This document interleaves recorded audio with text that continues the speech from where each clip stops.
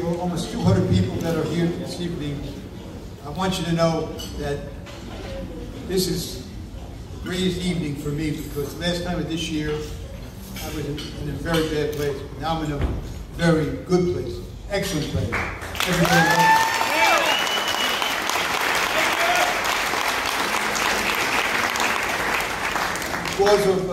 because of what I went through, I thought I would go back in time and talk about the early part of my career, and I'm going to be writing these stories for every meeting, for every one of these dinner meetings that we have, celebrations, so that other people get an idea of what it was to practice architecture in the early days. I mean the early days, all right?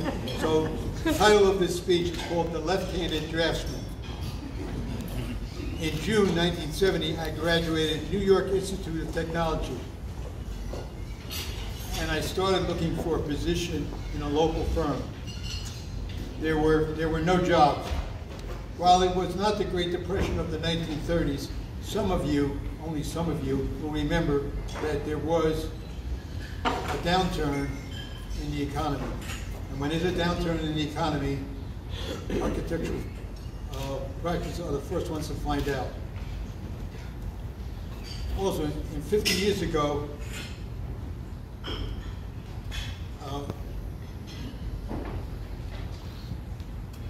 women did not exist in architectural offices except as secretaries. I am extremely pleased. Thank you. I'm extremely pleased. Now I lost my place. You see that? That's all right. That we've put those aspects of our beloved profession behind us. We certainly are more open-minded in 2022. So back then, I was forced to find a job as a cab driver for the Irvington Cab Company. I was told by the owner of the company that if I worked hard, I could make as much as $110 per week, and some of it would be cash.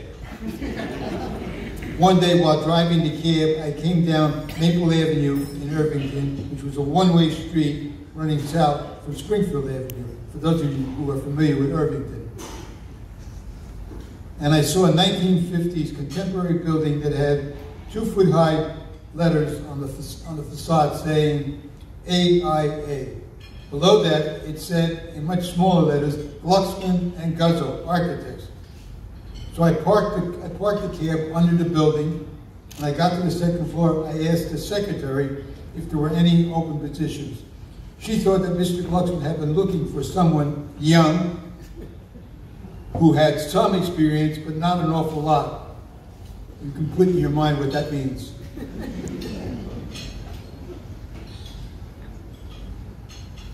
I fit the requirements to a T. The next thing I realized, Mr. Glucksman, who was extremely well dressed, was interviewing me and looking at my CV. I remember him saying, "You have very little experience, but you can get some experience here." I started at the firm the following Monday.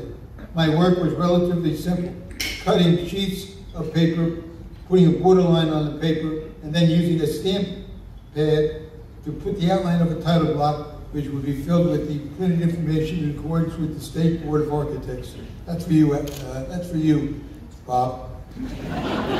Under the title block law. I have to drop the page. Who's going to take it?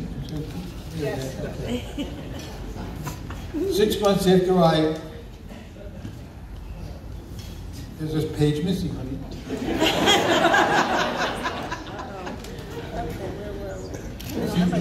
I left for her to print it out.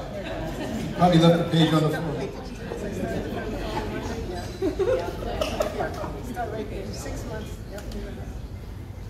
6 months after that, I left Glucksman and Guzzo for Fort Jackson, South Carolina, and 17 weeks of basic training and advanced training in case President Nixon required a larger military force for some war called Vietnam.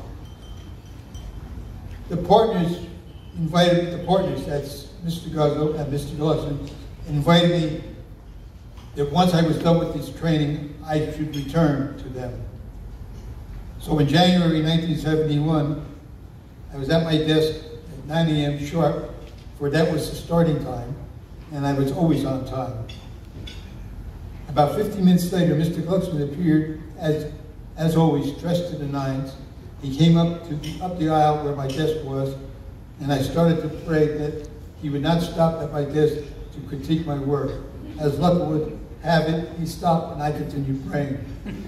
Mr. Glucksman turned to Sal Guzzo, his partner, at the drafting table next to me, and said, "Sal, did you hire this boy?" Sal said, "No, I didn't, you did." And they started arguing for a time about who hired me. This went on for the next 5 minutes, and I thought I would be let go shortly after. Sal finally ended the argument by responding, "Harold, I would never hire a left-handed draftsman."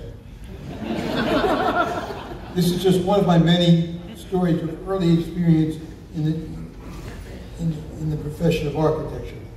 I'm glad that we are more inclusive nowadays.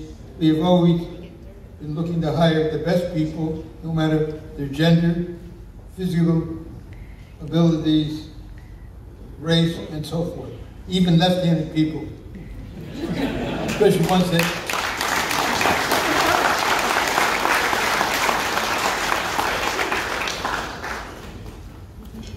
I would like to invite you all, my hand is shaking.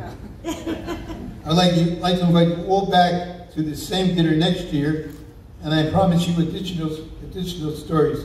Some will be funny, some won't be. Thank you very much for listening.